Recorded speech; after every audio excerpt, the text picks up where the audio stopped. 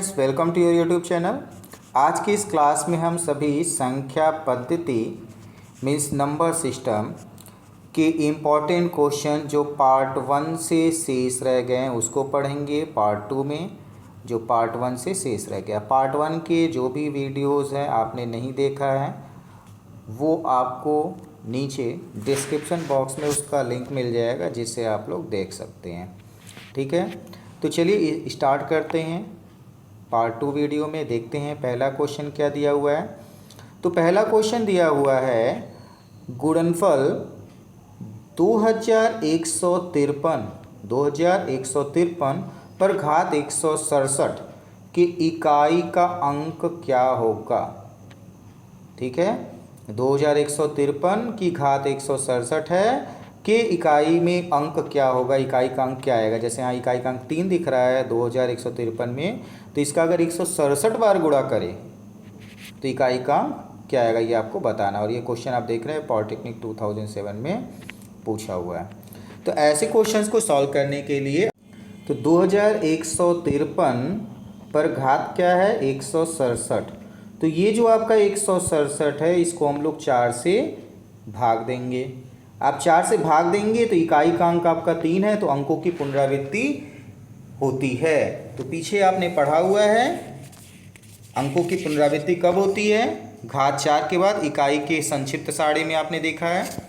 तो इसके लिए हम लोग क्या करेंगे, 167 को भाग देंगे। किससे भाग देंगे, 4 से भाग देंगे। तो 167 को यदि हम 4 से भाग देते हैं तो क्या हो जाएगा, 167 भागे 4 बराबर आ जाएगा क्या आपका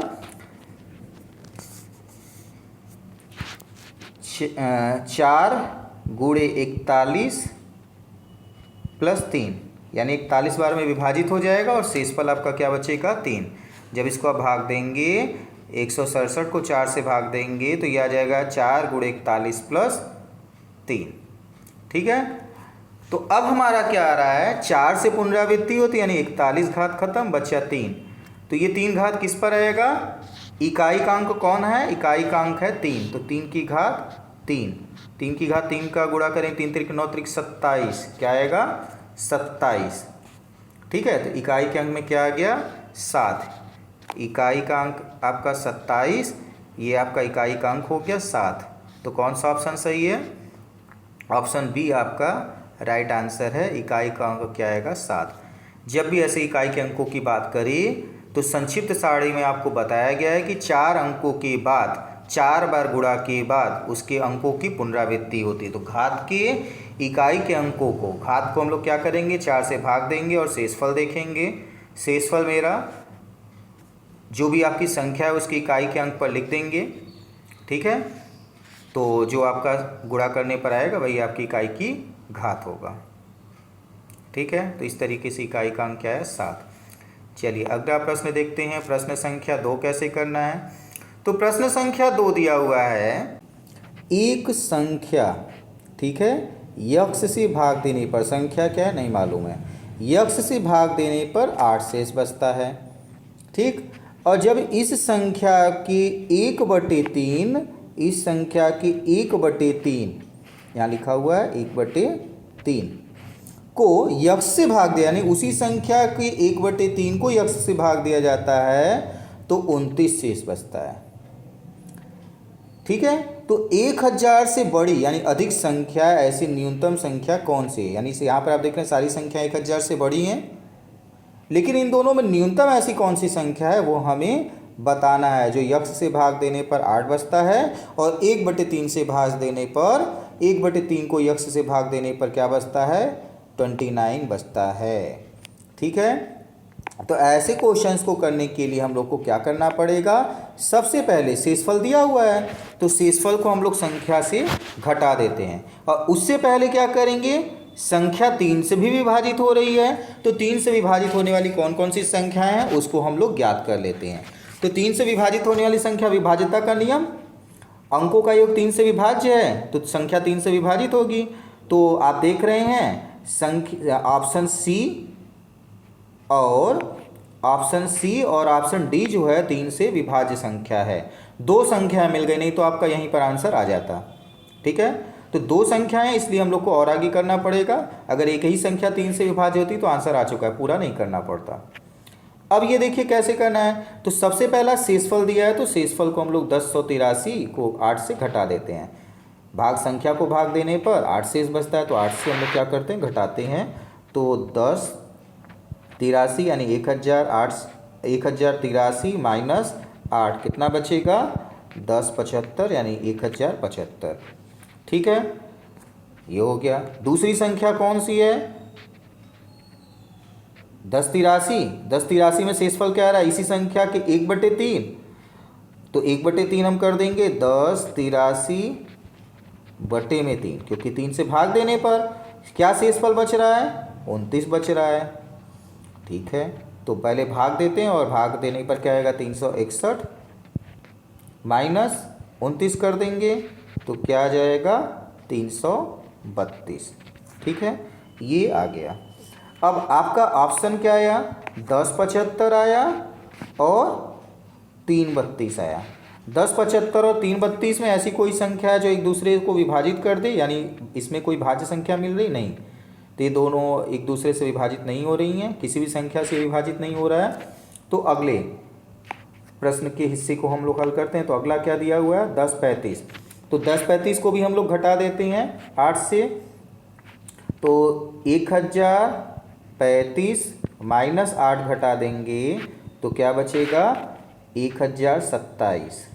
ठीक है, ये हो गया। फिर 1035/3, 3 से भाग देना है और घटाने पर शेषफल कितना आ रहा है, 29। तो क्या बचेगा, भाग देकर घटा देंगे तो क्या आ जाएगा, 316। कितना आ गया, 316 आ गया। ठीक है, अब 1035, 1027 और 316 किस संख्या से विभाज्य है, तो इसकी विभाज्यता की जांच करेंगे तो हम देखेंगे किससे विभाज्य है, 79 से भाज्य है। 79 से दोनों संख्याएं विभाजित हो जा रही हैं। किससे विभाजित हो रहे हैं, 79 से। तो आंसर आपका यही हो जाएगा, क्योंकि ये दोनों विभाजित हो रही हैं, दोनों से विभाजित हो रही हैं।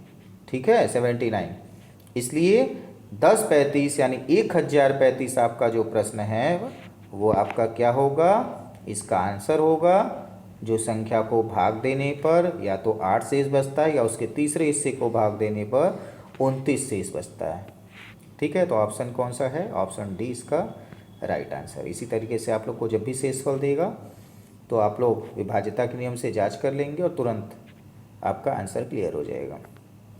ठीक है, चलिए अगला प्रश्न देखते हैं। प्रश्न संख्या 3 क्या दिया हुआ है। तो प्रश्न संख्या 3 बहुत ही सरल प्रश्न है। क्या कह रहा है, 80 का अभाज्य गुणनखंड क्या होगा। 80 का अभाज्य गुणनखंड क्या होगा। ठीक है, तो आप 4 ऑप्शन दिए हैं, इसमें कुछ नहीं करना है, गुणा करिए, जिससे आंसर आ जाएगा वो आपका गुणनखंड होगा। तो 5 दूनी 10 आपका 0, 2 दूनी 4 दूनी 8, यही आंसर सही है। बाकी आप चेक करना चाहें तो कर लीजिए, लेकिन आंसर तो आपका आ चुका है। कैसे आया, फिर से देख लीजिए। 5 दूनी 10 का 0 और 2 दूनी 4 दूनी 8, 8 10 में 80 हो गया। ठीक, बाकी देखेंगे तो कैसे आएगा, नहीं आएगा। 5 25 25, 25 दूना 50, 50 दूना 100, 100 में 2 का गुणा 200, आंसर नहीं है, ये गलत है। नेक्स्ट क्या है, ऐसे ही दूसरा भी चेक कर सकते हैं आप। तो दूसरा क्या है, 5 दूनी 10, 10 दूनी 20, 20 दूनी 40, ये भी गलत है। नेक्स्ट क्या है, 5 25 25 दूना 50 दूना 100, ये भी गलत है। तो आपको जिससे भी आंसर आ जाए वो कर लेना है। तो तुरंत आपका आंसर कौन सा है, ऑप्शन ए। सिंपल क्वेश्चन था। जब भी अभाज्य गुणनखंड कहे तो आप अभाज्य गुणनखंड जैसे लसा लिया जाता है उस तरीके से गुणनखंड करिए, संख्या लिखकर भाग देते जाते हैं अभाज्य संख्याओं से और आपका आंसर आ जाएगा। तो कौन सा ऑप्शन सही है, ऑप्शन ए। बिना हल के भी आप इसको बता सकते हैं, तुरंत देखकर ही केवल। चलिए अगला प्रश्न क्या दिया हुआ है। तो अगला प्रश्न आपका दिया हुआ है प्रश्न संख्या 4। यदि दो संख्याओं का अंतर क्या है, 5 है और गुणनफल क्या है, 13 है। अंतर 5 है यानी घटा देंगे तो 5 आएगा और गुणनफल क्या है, 13।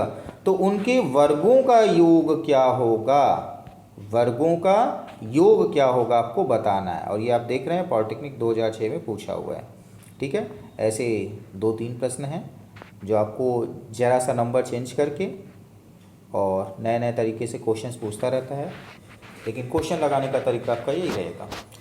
तो चलिए हम संख्या मान लेते हैं। संख्या क्या है, दो संख्याएं हैं तो x और y मान लेते हैं। ठीक है, अंतर क्या है, 5 है, तो बड़ी संख्या x है, छोटी संख्या 5 है, तो x माइनस वाई बराबर 5 हो गया। यहाँ तक क्लियर है। अब क्या कर रहा है, गुणनफल दे रहा है, तो गुणनफल ले लेते हैं। x गुणे वाई बराबर क्या हो गया, 13, गुणनफल भी हो गया। वर्गों का योग कह रहा है, क्या कह रहा है, वर्गों का योग।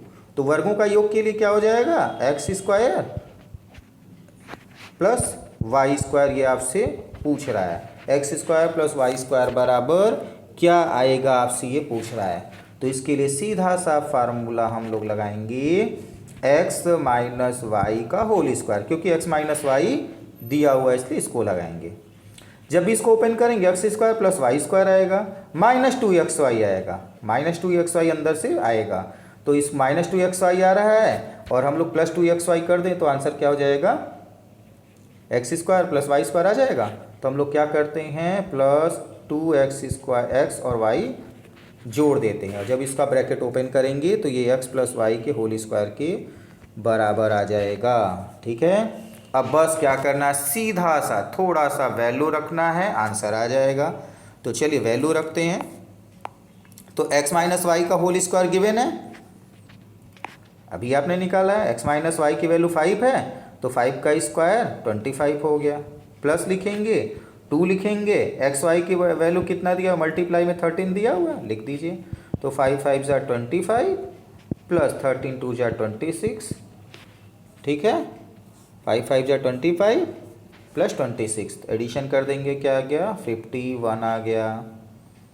ठीक है, यही पूछा था, x square plus Y square पूछा था, वर्गों का योग पूछा था, तो आंसर आ चुका है 51 ये आंसर है।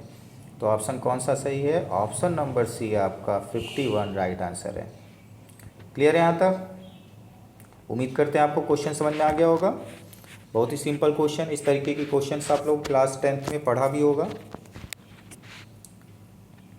ठीक है, चलिए क्वेश्चन नंबर 5 देखते हैं क्या दिया हुआ है। 11 से भाज्य संख्या कौन सी है, 11 से भाज्य संख्या है, ये आपको इसमें से बताना है। तो ऐसे प्रश्न के लिए ज़रूरी नहीं है आप भाग दीजिए, विभाज्यता के नियम करेंगे।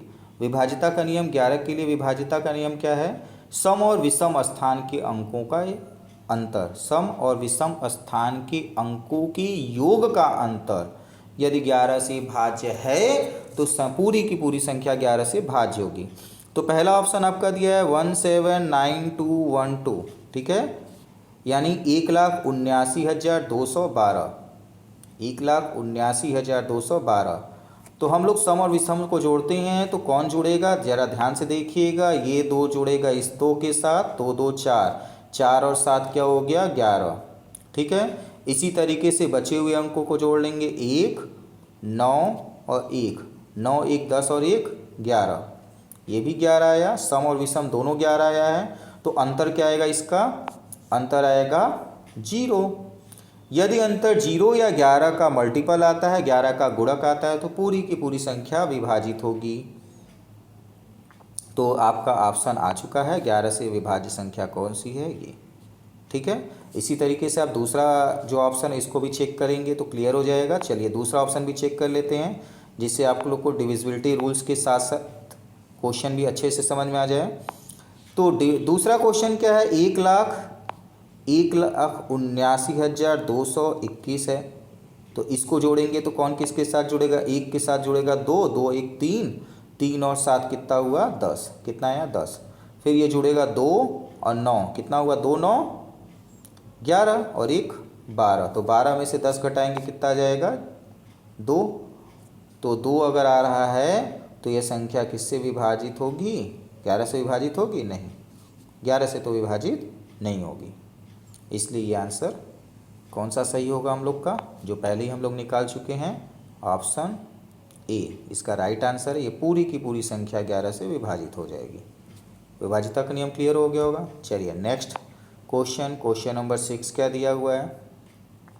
क्वेश्चन नंबर 6 दिया हुआ है, दी गई संख्या 6 की घात 7 गुणे 35 की घात 3 गुणे 11 की घात 10 में कितनी अभाज्य संख्याएं हैं, यानी इसका अभाज्य गुणनखंड करें तो कितनी अभाज्य संख्याएं आएंगी ये बताना है। और ये प्रश्न आप देख रहे हैं बहुत ही सरल है और पॉलिटेक्निक 2014 में आपसे पूछा भी है, तो इसके आंसर को आप बहुत ही आसानी से आप इसका जवाब दे सकते हैं।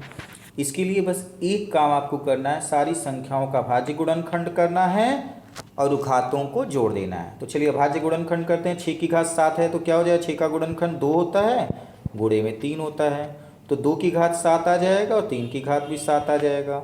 गुणे में 35 है, 35 का गुणनखंड 5 गुणे 7 होगा तो 5 गुणे 7, तो 35 पर घात 3 है तो ये 5 पर भी घात 3 आ जाएगा और 7 पर भी घात 3 आ गया। गुणे में 11 है तो 11 के अभाज्य गुणनखंड 11 ही होगा, तो गुणे घात में क्या है 10। सारी घातों को जोड़ लें तो कौन कौन से घात दिया है, 7 धन 7 14, 14 और 3 16, 3 कितना हुआ 20 और 10 30। घातों का योग कितना आ गया 30।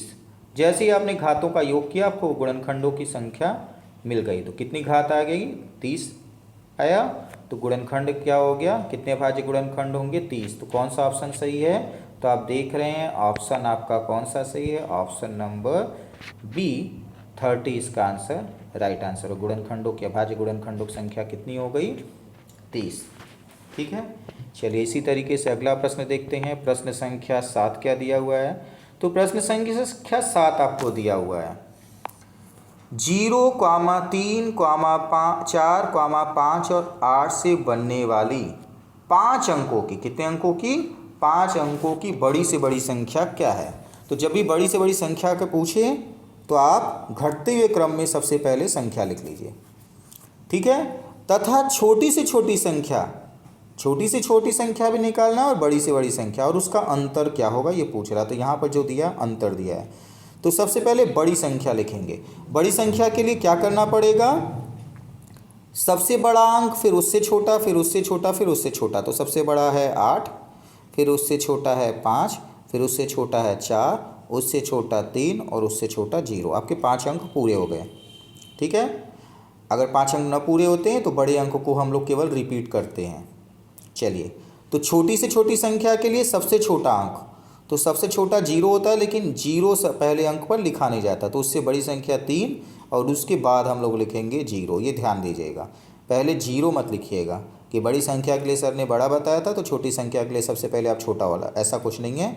इसके लिए सबसे छोटी संख्या अंक लिखेंगे, यहाँ पर छोटी संख्या लिखने के लिए 3, 0 उसके बाद आएगा, उसके बाद कौन बचा, उससे बड़ा, फिर उससे बड़ा और फिर उससे बड़ा। बस बड़ी संख्या भी मिल गई, छोटी संख्या मिल गई। आपको करना क्या, अंतर पूछा है तो अंतर पूछा है घटा दीजिए। जैसे ही आपने घटाया आपका आंसर आ गया। तो घटाएंगे तो आंसर क्या आएगा, 10 - 8 आपका 2।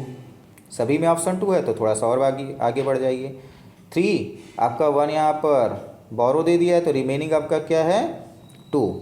1 कैरी ले लिया तो 2 + 1 12, 12 - 5 7, 72 आपका। बस आप चाहे तो पूरा कर सकते हैं, बट आप आंसर देखेंगे तो आपका आंसर आ चुका है, क्योंकि 72 लास्ट डिजिट आपका केवल ऑप्शन ए में है, बाकी जगह 2 2 4 2 5 2। चाहे तो आप आगे कर सकते हैं, बट हमारा आंसर आ चुका है। जैसे ही आंसर आ जाता है, इनमें से कोई नया ऑप्शन नहीं है तो आप यहीं पे ड्रॉप कर सकते हैं। तो कौन सा आंसर है, आप देखेंगे आंसर आपका आ चुका है 54,972, यानी 54,972। ठीक है, आप घटाएंगे तो यहाँ पर 54,972 आएगा। कोई दिक्कत नहीं, आप पूरा भी घटा सकते हैं। और चूँकि एग्ज़ाम में कम समय होता है, आपको केवल आंसर निकालना रहता है, तो आपका आंसर आ चुका है 54,972 इसका आंसर है। राइट ऑप्शन आपका हो गया ए। ठीक है, ऑप्शन ए इसका राइट आंसर है। तो क्वेश्चन नंबर 7 इस तरीके से सॉल्व हो गया। चलिए अगला इंपॉर्टेंट क्वेश्चन देखते हैं। तो अगला इंपॉर्टेंट क्वेश्चन नंबर 8 में आपका दिया हुआ है, क्या दिया है, जब किसी संख्या को 56 से भाग देते हैं, 56 से भाग देते हैं, ठीक है, और तो शेष 29 प्राप्त होता है। कितना प्राप्त होता है शेष, 29। यदि इसी संख्या को 8 से भाग दें तो शेष क्या बचेगा, ये आपको बताना है। 56 से भाग दें तो 29 मिल रहा है और 8 से भाग दे रहे हैं तो क्या बचेगा, ये आपको बताना है। और ऐसा प्रश्न आप देख रहे हैं पॉलिटेक्निक 2007 में आपसे ये पूछा हुआ है। ठीक है, तो बिना घबराए इस तरीके के क्वेश्चन को भी आप कर सकते हैं। तो इस क्वेश्चन को हल करने के लिए डिवीज़न एल्गोरिथम थ्योरम लगाएंगे, जहाँ पर आपने डिवीज़न एल्गोरिथम थ्योरम में फार्मूला पढ़ा है A=BQ+R। ठीक है, ए क्या होती है आपकी संख्या जिसको भाग दिया जाता है, बी क्या होता है जिससे भाग देते हैं, क्यू क्या होता है भागफल, और आर क्या होता है शेषफल। ए संख्या नहीं मालूम है किस संख्या को भाग देना है, तो इसकी जगह पर हम लोग मान लेते हैं ए ही है, नहीं बदलेंगे। ठीक है, बी क्या है जिससे भाग दिया जाता है, तो भाग किससे दे रहे हैं 56 से, यहाँ 56 लिख लिए। क्यू भागफल नहीं मालूम है, तो भागफल की जगह हम लोग क्या लिख लेते हैं क्यू लिख देते हैं। शेषफल आर मालूम है 29। ठीक है, ये है। यह दोबारा फिर से इसी प्रश्न के लिए कह रहा है, यदि इसी संख्या को किससे भाग दिया जा रहा है 8 से भाग देते हैं, इसी संख्या को 8 से भाग देते हैं तो शेषफल क्या बचेगा। तो इसके लिए भी कर लेते हैं, तो 56 का भी हम लोग गुणनखंड कर लेते हैं। 8 से भाग दे रहा है तो भाई 8 दोनों को विभाजित करेगा, तो 56 को भी विभाजित करेगा, तो 56 को किससे विभाजित करेगा 7 × 8 = 56, तो 8 गुणे में क्या लिख सकते हैं 7। क्यों आपका इसी तरीके से रहेगा। 29 को भी गुणनखंड कर लेते हैं, 8 से भाग जाएगा तो 8 × 4 = 32, तो 8 × 3 = 24, तो 3 × 8 आएगा, और प्लस यहाँ पर क्या आएगा, तो प्लस में यहाँ पर आएगा 5, 24 + 5 = 29, ये आपका इतना हो गया। ठीक है, तो 8 देख रहे हैं आप दोनों जगह पर गुणनखंड है, कामन हो जाएगा, तो कामन ले लेते हैं। तो 8 आपका कामन होने पर क्या बचेगा 8 कामन हो गया, तो अंदर बचेगा 7Q + 3, और शेषफल में क्या बचेगा 5। ठीक है, शेषफल में क्या बचेगा 5। इसके गुणे में कोई संख्या नहीं है ना, 8 है, कोई संख्या है नहीं, तो इसको हम लोग क्या करेंगे बाहर कर लेंगे। तो बस आपका उत्तर आ चुका है। क्या शेषफल मिला है, शेषफल मिला है आपको 5। सीधा सीधा जो भी शेषफल था उसको हम लोगों ने भाग दिया और वो शेषफल आपको मिल गया। ठीक है, 5 आ गया शेषफल, तो आपका आंसर आ चुका है। कौन सा ऑप्शन सही है, तो आप आंसर देखेंगे बी ऑप्शन आपका राइट आंसर है, शेषफल 5। ठीक है, ये आ गया आंसर। चलिए अगला क्वेश्चन नंबर 9 देखते हैं क्या दिया हुआ है। तो क्वेश्चन नंबर 9 दिया हुआ है, एक 2 अंक की संख्या, क्या है 2 अंक की संख्या इस प्रकार है कि उसके अंकों का गुणक 56 है। कितना है अंकों का गुणक 56 है।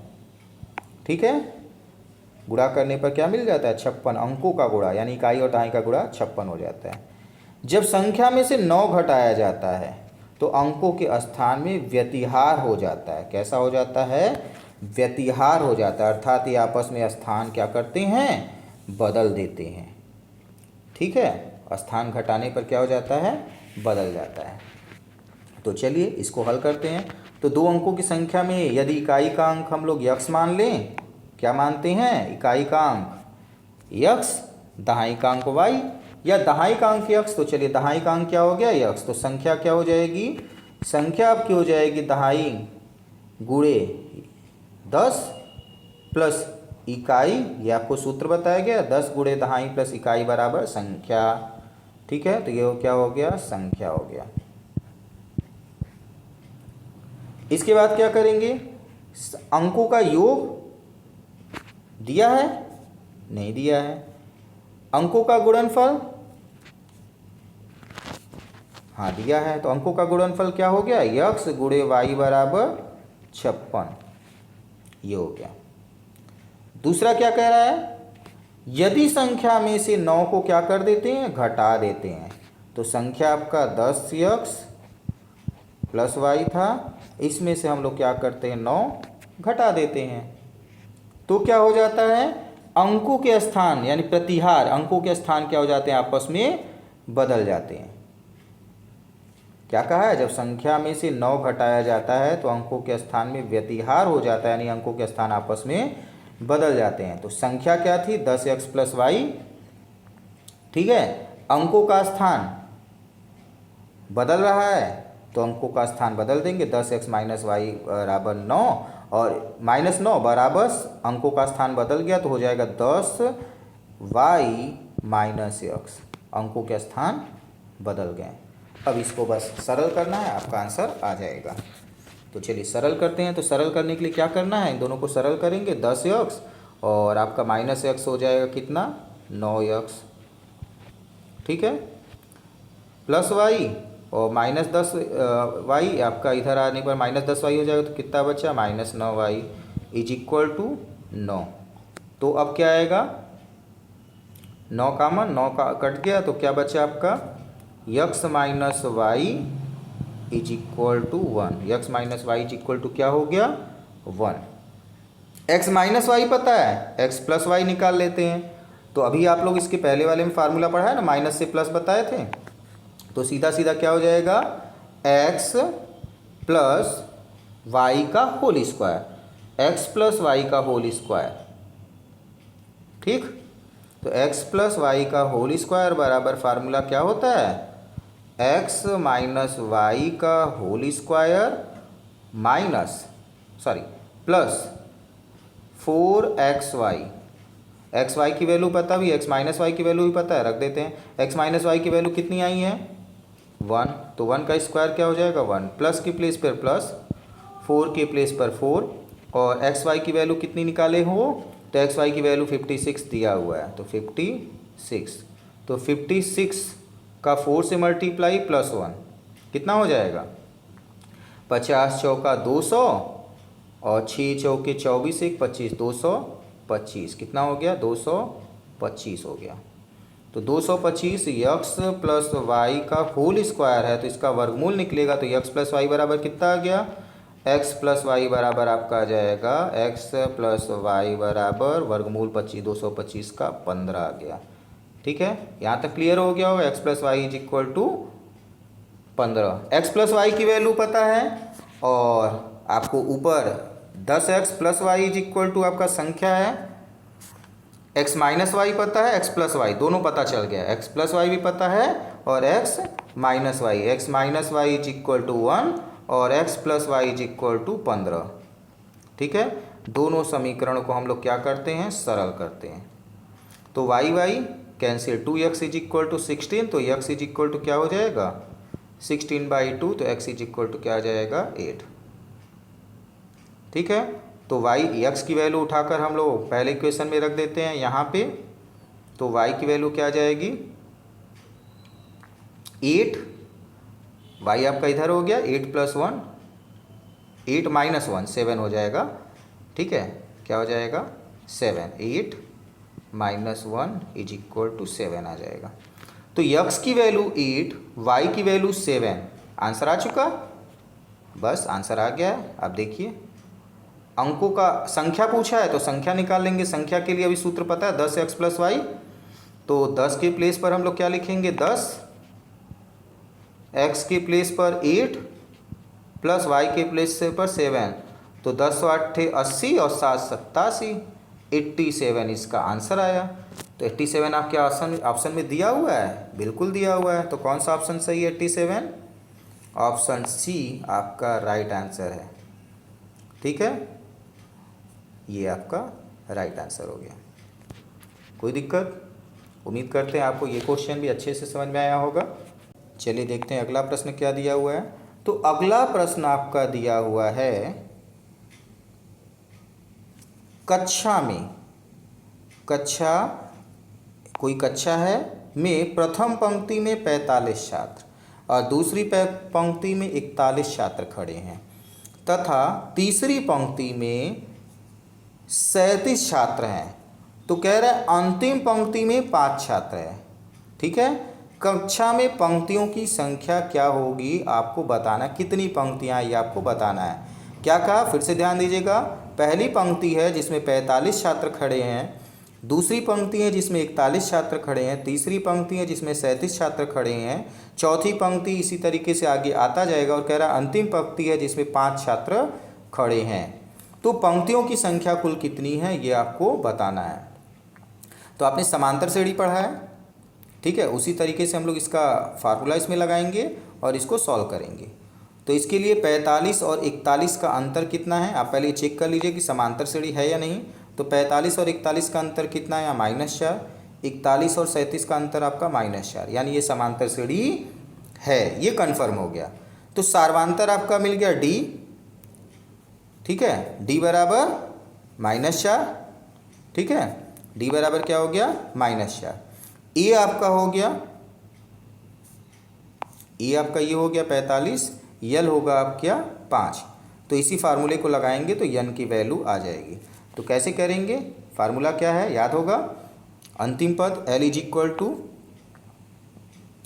A plus n-1 of D, यही फार्मूला है। तो यही फार्मूला हम लोग लगा देंगे। तो क्या हो गया फार्मूला, A की वैल्यू हम लोग क्या लिखेंगे 45, L की वैल्यू क्या लिखेंगे 5, प्लस के प्लेस पर प्लस, n की वैल्यू नहीं पता है कोई बात नहीं, n लिख देते हैं, और -1 के प्लेस पर -1 एंड D के प्लेस पर -4। यहाँ तक क्लियर हो गया। बस इसको सॉल्व करिए, आपका आंसर आ चुका है। तो क्या करेंगे, सबसे पहले 45 को पश्चांतर कर देंगे और 5 के पास ले जाएंगे। तो जब 5 के पास ले जाएंगे तो क्या हो जाएगा 5 - 45, तो इज इक्वल टू, इसको हम लोग घटाएंगे तो क्या हो गया -41, कितना हो गया, सॉरी -40, कितना हो गया -4040। ठीक है, अब बचा क्या है उसको लिख लेते हैं। तो बचा हुआ है आपका n-1 और ब्रैकेट में मल्टीप्लाई -4। तो -4 का हम लोग क्या करेंगे, क्रॉस मल्टीप्लाई करेंगे। ठीक है, -1 का हम लोग क्या करते हैं, क्रॉस मल्टीप्लाई करते हैं। तो आपका आंसर आ जाएगा n-1 is equal to -14 upon -4, तो माइनस माइनस कैंसिल और हो गया 10 टाइम में ये कैंसिल, तो -1 उधर गया प्लस हो गया। तो n इज इक्वल टू क्या आ जाएगा, n इज इक्वल टू क्या आ गया 10 + 1 11। कौन सा आंसर आएगा 10 + 1 11 आपका आंसर आ गया। ठीक है, क्लियर है यहाँ तक, कोई दिक्कत, मुझे नहीं लगता आप लोग को कोई दिक्कत हुई होगी। तो चलिए देखते हैं, आंसर आपका आया है ऑप्शन सी 11। उम्मीद करते हैं आपको ये क्वेश्चन भी समझ में आ गया होगा अच्छे से। समांतर श्रेणी आप लोग इसके पहले पढ़े हुए हैं, इसी से इसका आंसर लगेगा। तो ऑप्शन सी 11 आ चुका है। ये देख रहे हैं आप, प्रश्न पॉलिटेक्निक में पूछा हुआ है 2013 में। इस तरीके की क्वेश्चन समांतर श्रेणी में भी आप लोगों ने पढ़ेंगे और यहाँ पर भी। चलिए, संख्या पद्धति से आपका ये क्वेश्चन हो गया। अगला क्वेश्चन देखते हैं, प्रश्न संख्या 11 क्या दिया हुआ है, 1 से लेकर 21 तक। क्या कह रहा है, 1 से लेकर 21 तक की सभी विषम संख्याओं का योगफल क्या होगा। सभी विषम संख्याओं का योगफल क्या होगा आपको ये बताना है। तो बड़ा ही सरल तरीका इसके लिए लगाएंगे। इसके लिए फार्मूला हम लोग लगाएंगे। विषम संख्याएं कितनी हैं 21, तो लिखेंगे 21। विषम संख्याओं के अंकों का योग ज्ञात करें और क्रमानुसार कहे तो 21 पहली संख्या और दूसरी संख्या दोनों को जोड़ देते हैं और दोनों को क्या करते हैं 2 से भाग देते हैं। क्या करते हैं, भाग देते हैं और उसका क्या कर देते हैं, वर्ग कर देते हैं इस तरीके से। तो 21 + 1 क्या हो जाएगा 22 बटे में 2 का होल स्क्वायर। तो 22 को 2 से भाग देंगे क्या आएगा 11, 11 का होल स्क्वायर 121।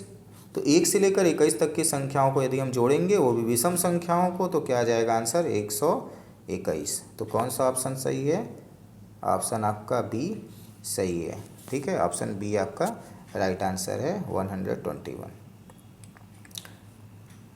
ठीक है, चलिए अगला प्रश्न देखते हैं। प्रश्न संख्या 12 क्या दिया हुआ है। प्रश्न संख्या 12 आपका दिया हुआ है 1 से 50 तक सभी प्राकृतिक संख्याओं का योगफल क्या होगा, ये आपको बताना है। 1 से 50 तक किसी को भी छोड़ना नहीं है, सबको जोड़ना है। 1 से लेकर 50 तक की गिनती है, इसको हमें जोड़ना है और योगफल क्या आएगा ये बताना है। तो इसके लिए सिंपल सा फार्मूला है। क्या फार्मूला, n ब्रैकेट n+1, ठीक है, n मल्टीप्लाई ब्रैकेट में n+1 डिवाइडेड बाई 2। ठीक है, तो n की वैल्यू कितना दिया है 50, ब्रैकेट में n+1 तो 50+1 51 हो जाएगा। तो चलिए 50+1 बटे में 2, तो 2 से 50 को भाग देंगे 25, तो 25 गुणे आपका क्या हो गया 51, 51। ठीक है, 25 में 51 का आप गुणा कर दीजिए, आंसर आ गया। तो 25 × 25 की 5, हासिल लगा 2, और 25 × 5 125 और 2 127, यानी 1275 आंसर आ गया, 1275। तो कौन सा ऑप्शन सही है? ऑप्शन नंबर सी इसका राइट आंसर हो गया। क्लियर है, कोई दिक्कत नहीं। तो इस तरीके से इस चैप्टर के जो भी इम्पोर्टेंट क्वेश्चंस थे वो सॉल्व हो चुके हैं। ये वीडियो आपको कैसा लगा? यदि वीडियो आपको अच्छा लगा, पसंद आया, तो आप वीडियो को लाइक कीजिए। यदि आपने अभी तक चैनल को सब्सक्राइब नहीं किया है तो चैनल को सब्सक्राइब कीजिए, जिससे आगे आने वाले वीडियो आपके पास तक आसानी से पहुंच जाए। ठीक है, यदि आपको कोई भी दिक्कत हो, किसी भी क्वेश्चन में कोई भी दिक्कत हो, तो कमेंट बॉक्स में ज़रूर बताएं। इससे रिलेटेड यदि आपके पास कोई क्वेश्चन हो, कोई क्वेश्चन प्रॉब्लम कर रहा है, तो उसको भी कमेंट बॉक्स में बताएं, उसका क्वेश्चन आपको जवाब दिया जाएगा। आज के लिए इतना ही, फिर हम लोग मिलेंगे एक नए वीडियो में, नए चैप्टर, नए टॉपिक के साथ। थैंक यू, धन्यवाद।